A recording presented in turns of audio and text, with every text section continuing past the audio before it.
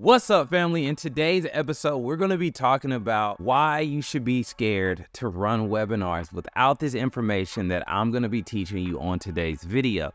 A lot of people think that webinars are the gold mine, but they're actually the thing that will rob your entire budget and send your business to not having the cash that it needs to operate. So I want you to watch this video first before running your live webinar. So let's jump into actually the structure of a perfect webinar to see if it makes sense for you before spending a ton of money on Facebook ads and sending Mark Zuckerberg off to another vacation. Let's get it. So when running a webinar, guys, this is the main framework that we have. So when thinking about a webinar, right, the first thing that you have to think about is you have a webinar registration page. So when we build out client sales funnels, and like to say, we have built over 500 sales funnels for clients and generated collectively amongst all of our clients $20 million in the past 2 years, which is awesome. And we have all the ClickFunnels plaques behind us and with our customers as well to prove it. So let's get into it. So we have our webinar registration page, right? The first thing that you always have to have is you have to have traffic. Without traffic, no funnel works. So after traffic, people are coming to register on the webinar page. This is where you're getting all of your leads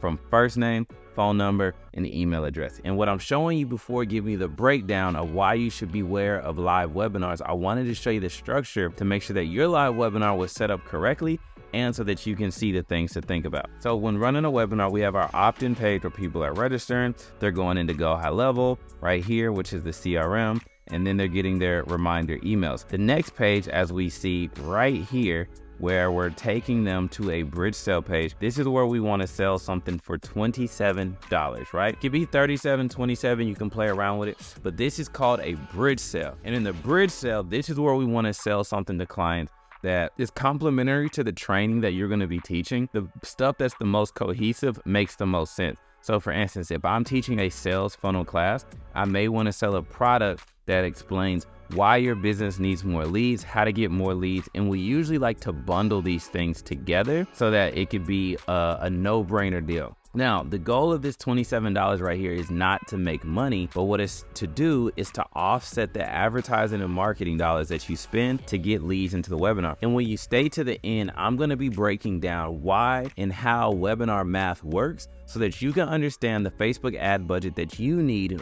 order to take your business to the next level and how much you need to spend to get the certain amount of people that you desire in the room. So after this $27, the next thing that happens is we have a downsell. So on the page when building it, what you want to have is you want to have a page that says no thank you if they don't want the product, right? So if they don't want the product, what we want to do is either sell this product for $17 all the way down to $9, because like I said, this is supposed to be a no-brainer deal right here. It's usually the same exact product, just at a cheaper price, but we want to add scarcity, tons of red. We want to have the progress bar looking at us at 90%. We want to say last chance. We want to say all of these things. It seems like it's a limited time offer that they'll never see that price again. And then what you want to have afterwards is a thank you page. And what I don't have on here, which is a gem for our high ticket clients that we operate on, you want to have the thank you page, one for no purchase, boom.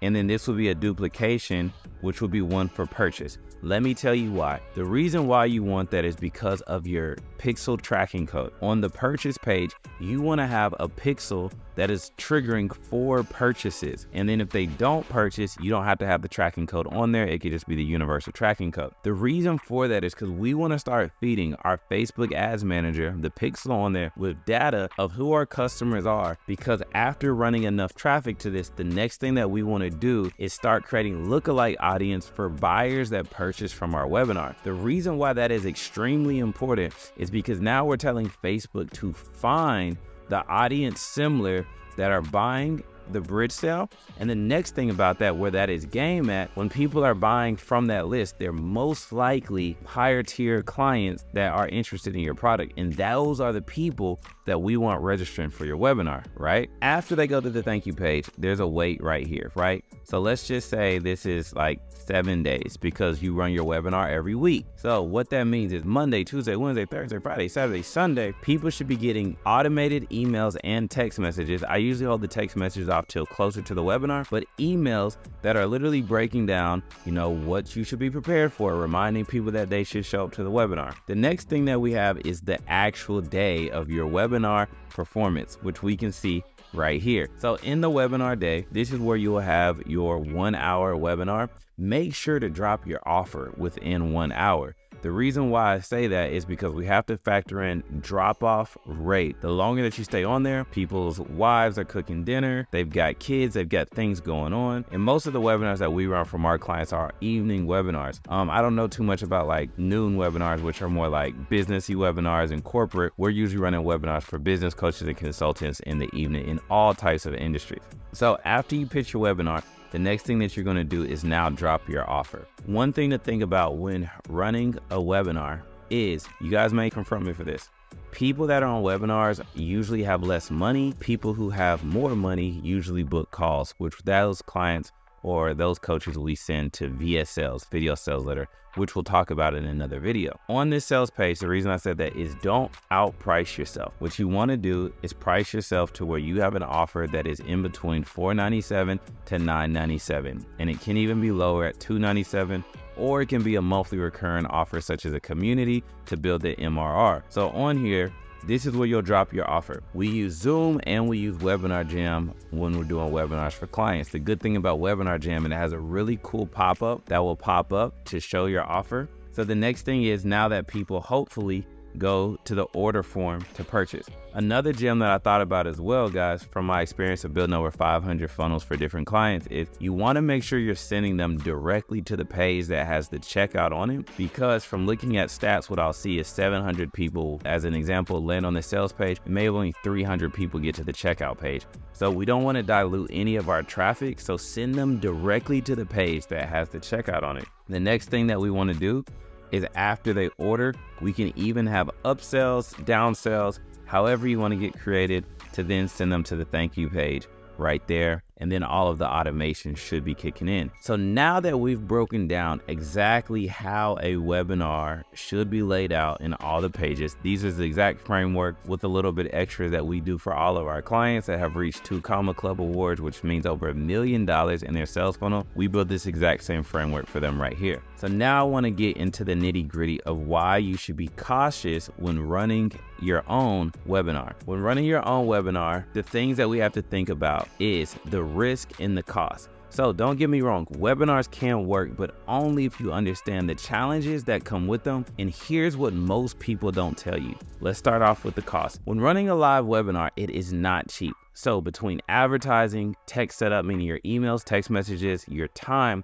you're looking at significant upfront expenses just to get people in the room, right? So as I talk about costs, I want to break down to you webinar math and psychology. So let's say, for instance, you want 100 people in the room. What you may be thinking right now is that all you need is 100 people to sign up. That is incorrect. The reason why that is incorrect, because these are not Zoom meetings where people are naturally like, I have to show up, or they'll look at me a certain way. These are just people clicking on ads, saying it sounds interesting, I will show up. So check this math out right here. So let's just say, for instance, $5 cost per lead times 100 people. How much is that in ads? That is $500 in ads. And that $5 cost per lead depends on how well your creative is. If your creative isn't that exciting, it's pretty boring, static images that don't really draw people in, you may be looking at $15 cost per lead. And that's honest. We see that after doing $2 million this year in just ad spend for several of our top clients, that is all about the creative. So you want to make sure you have videos that have creative hooks. You don't have to teach so much, just something that draws people in. So now back to our math right here. $5 times 100 people equals $500. Now what we know is, on average, these are conservative numbers, there is about 20% show up rate, which equals 20 people in your live webinar, right? So now, after spending $500, you have 20 people in your webinar. The next thing that we have to think about, with 20 people in the webinar, how well can you close? The best that I usually see is about 10%. That's best. But let's go back to conservative numbers and go to 5% close rate, which means you closed one person on your webinar for spending $500. Now, the next question is, how much is your offer? So if your offer was only $497, you actually just lost $3 total, not counting how much you spent on emails, text, and other software to get people to the room. So if you came out the gate at $997, you would be up, before factoring cost of text messages, $497. So with that as well, what we have to think about is how much did it cost you to send the text messages out to 100 people? How much did the emails cost?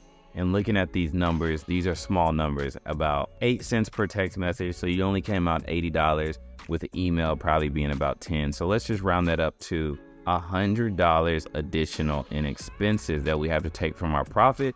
So at $497, now you're down really to negative $103 after spending that $500. The thing that gets tricky when running a live webinar as well is the inconsistencies, right? So the inconsistencies of one day you may have a great webinar, but then there's things that can completely throw your webinar off, such as text messages not sending out. Let's say you're on Go High Level, which we build all of our client systems on Go High Level, and you run into a spam because you're not running your list correctly. You're blasting your whole list, and now you've got a high error rate, and they've put a stop on your phone number so that they don't have to ban your phone number. Things like that can greatly change the amount of people that come to your webinar, because emails don't really help that much. It's mainly going to be the text messages that is the driving force. So we've talked about cost. We've talked about show up rate, right? And then we've also talked about low closing rate. So what I want to do is now bring you to a solution that you can focus on if you want to run a webinar.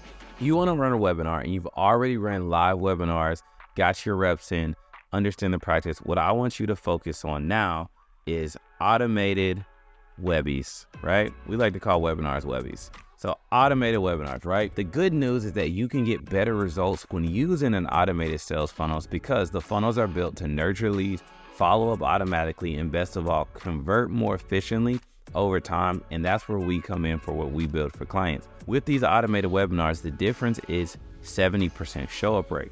So prior to running a live webinar, there is a lot of people, the majority of your audience, not showing up to the class because they just signed up. They weren't truly committed. They were just interested. So that's why you have to have ringless voicemails, text messages going out constantly to get people to show up. But with the automated webinar, the reason why you can have 70% show up rate is due to just in time. We can set the automated webinar up to when someone lands on the page, as soon as they opt in, the next webinar can be starting in the next 5 to 10 minutes, however it's set up. And we use a software called EverWebinar. You should check them out for that. What's also great with that, with working with coaches just like you to create these sales funnels that engage and convert without the headache of managing live webinars, the right automated funnel, you can reach your audience consistently and even see those higher conversion rates without burnout on the webinars. Now, let's talk about psychology. Psychology of an automated webinar is completely different than live. So let's just say, for instance, right here, we have live and then we have automated. Live is going to be an hour before your pitch. Automated, I want you to focus on getting your pitch done in 30 minutes. Why? People are here for just in time. What that means is they have not truly scheduled to watch your webinar. They land on your ad, they saw your content, and they decided that, hey, I'm going to join this webinar and see what he's talking about. So we don't want to keep them on there for an hour. We want to get the pitch out as quick as possible. Now let's talk about psychology again, right? So when doing a live webinar, when it comes to breaking down the psychology on a live, the difference is you're focusing on teaching, right? You're breaking down who you are, what you've done. Then you're probably breaking down, secrets 1 through 3, following, Russell Brunson, his framework, which is really great for live webinars. But when you go automated, I want you to focus on transformation instead. Because by focusing on transformation, now what you're going to do, I learned this from Jason Flatland. We have a podcast together, which you can check out after this video, is you want to inform to transform. By informing to transform, now what we're gonna do on our webinar slides is we're gonna focus on showing tons of reviews of people who have used your product and found a solution, because it's quick, they're just in time, they landed on it. We don't have to focus on teaching. You can teach slightly in here, but mainly what you wanna focus on is drawing in their attention, telling them what your product is, what it solves, and then showing client 1, client 2, client 3, and then also how simple it is to get started.